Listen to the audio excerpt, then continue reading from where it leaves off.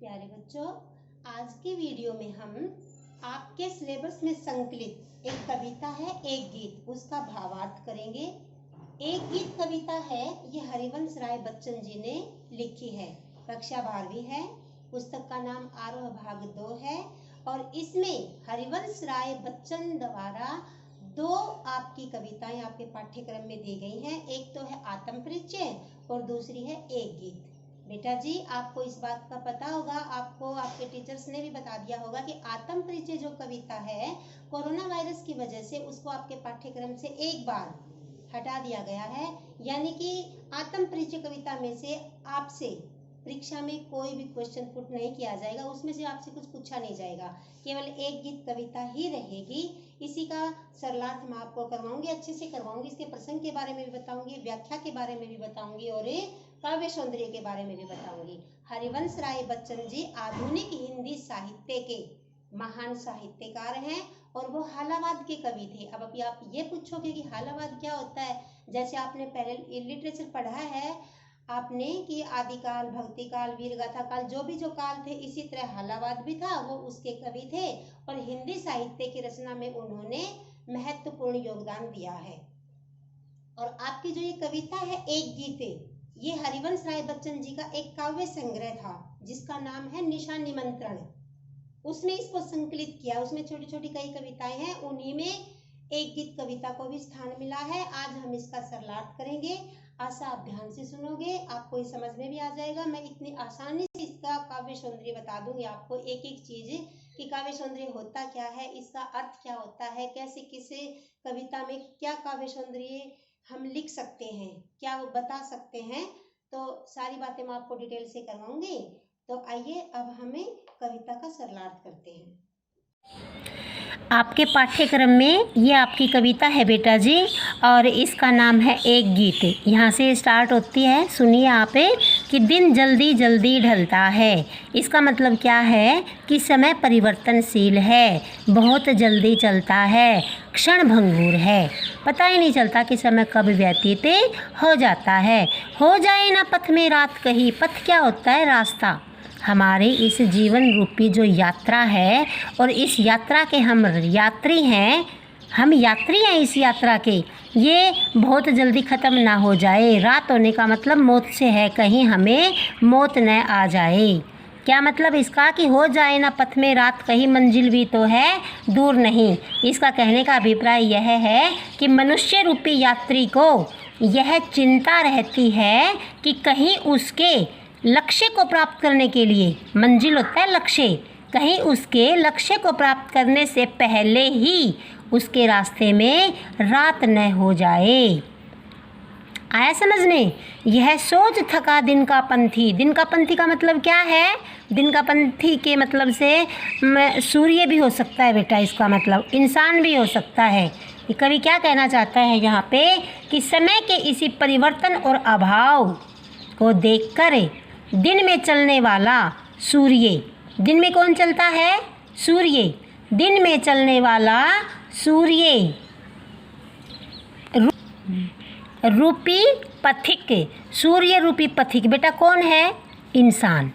सूर्य रूपी पथिक भी यह सोचकर अत्यंत शीघ्रता से चलता है कि कहीं जीवन रूपी रास्ते में ही रात न हो जाए, जबकि उसकी मंजिल भी दूर नहीं है।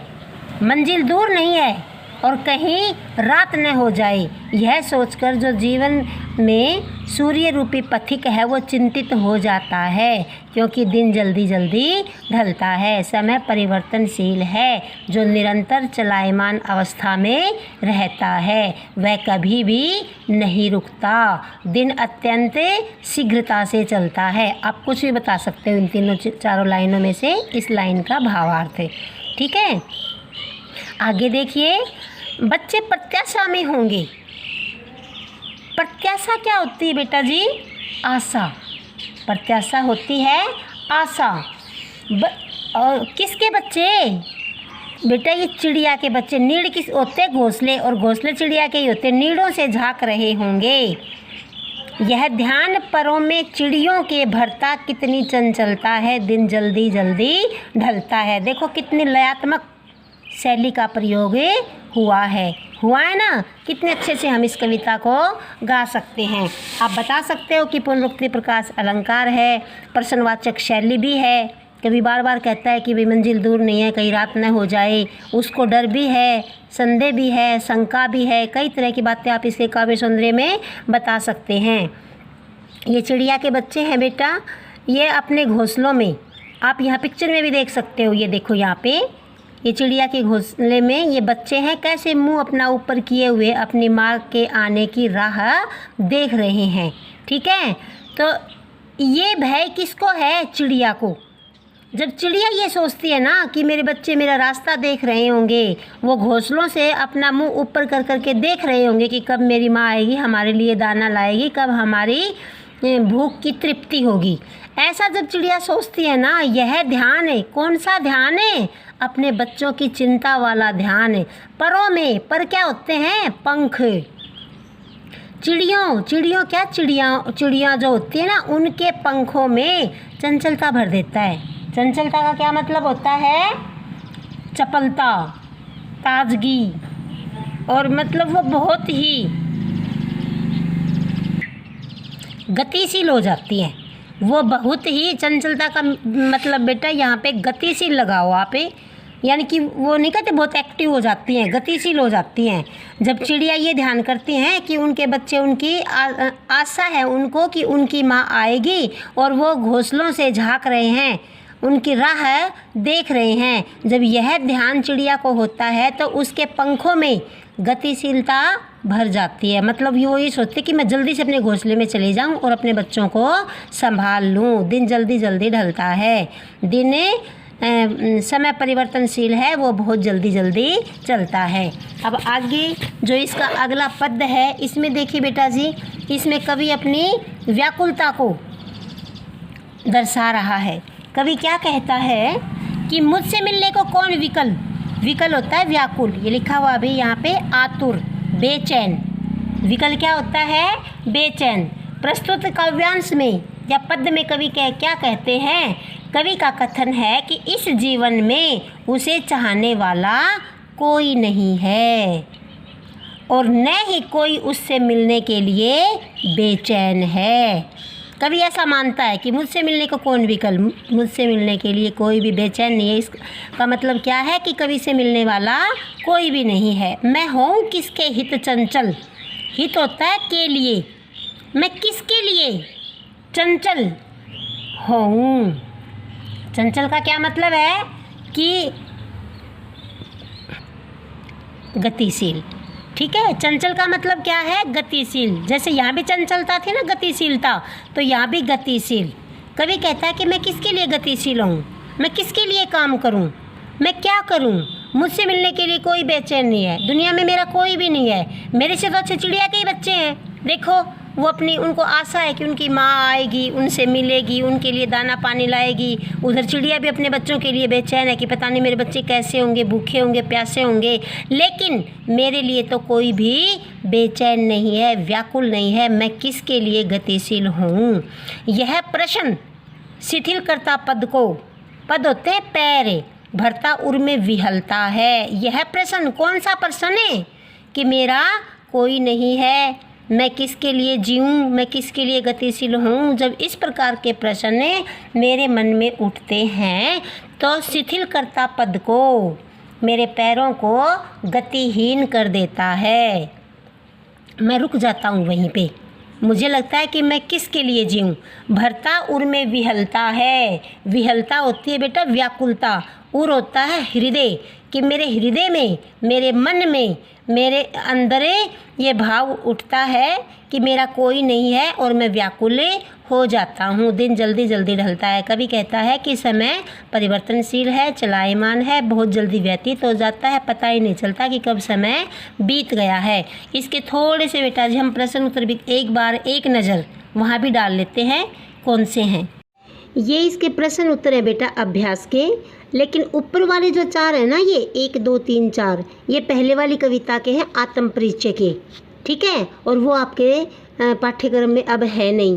तो ये जो एक गीत कविता है ना, इसके प्रश्न उत्तर ये दो ही हैं कि बच्चे किस बात की आशा में नीड़ों से झांक रहे होंगे, और दूसरा है कि दिन जल्दी जल्दी ढलता है कि आवृत्ति में कविता की किस विशेषता का पता चलता है। तो ये दोनों हम एक बार इसको देख लेते हैं, हम कैसे लिखेंगे, कितना लिखेंगे।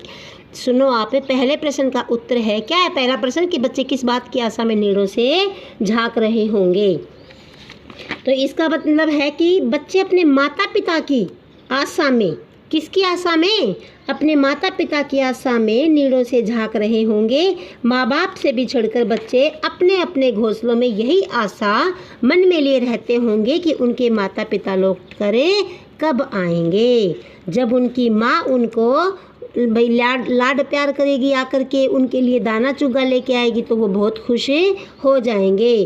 और कब उनको भोजन करा, उनकी भूख शांत उनकी माँ करेगी, इस प्रत्याशा में वो घोंसले में बैठे रहते हैं। तो यही इसका उत्तर होगा कि भाई इस प्रकार बच्चे अपने नीड़ों में ऐसी आशाएं लेकर झांक रहे होते हैं। अगला प्रश्न है कि दिन जल्दी जल्दी ढलता है कि आवृत्ति से कविता की किस विशेषता का पता चलता है। तो इसमें बेटा आप ये कह सकते हो कि इस कविता में, इस आवृत्ति से हमें पता चलता है कि समय परिवर्तनशील है, समय परिवर्तनशील है, जो सतत चलायमान है। इसका मतलब क्या कि हमेशा चलता रहता है, यह कभी भी नहीं रुकता, न ही यह किसी की प्रतीक्षा करता है। कोई ये सोचे ना, जैसे हम सुबह स्कूल में जाते हैं और हमारे स्कूल की बस या गाड़ी आ जाती, कोई भी व्हीकल है वो हमारे घर के सामने, वो हॉर्न देता रहता है कि भाई जल्दी आ जाओ। हम उसे कह सकते हैं कि 2 मिनट रुको अंकल, मैं अभी आता हूँ। लेकिन समय को यदि आप ये कहोगे ना कि 2 मिनट रुको, मैं सोया हूँ, आऊँ, मैं खा रहा हूँ, मैं पी रहा हूँ, आप रुक जाओ, नहीं बेटा। जब समय आता है ना, चाहे वो मृत्यु का लगा लो, चाहे कुछ भी लगा लो, वो किसी का इंतजार नहीं करता। ठीक है, तो इसमें यही बताया गया है। इस लाइन का मतलब यही है कि यह जीवन क्षण भंगुर है। आप इतना ही बता दोगे तो बहुत काफ़ी हो जाएगा इसके लिए। ठीक है, ये आपके प्रश्न उत्तर हैं भाई, ज़्यादा भी नहीं है, 2 ही हैं इस कविता के, तो आप इनको पढ़ लेना। और बेटा जी, आपको मेरा ये सरलार्थ, भावार्थ या व्याख्या आपको पसंद आई हो तो प्लीज़ मेरी वीडियो को लाइक करना, शेयर करना और मेरे चैनल को सब्सक्राइब करना। और वीडियो को पूरा देखने के लिए आपका बहुत बहुत धन्यवाद।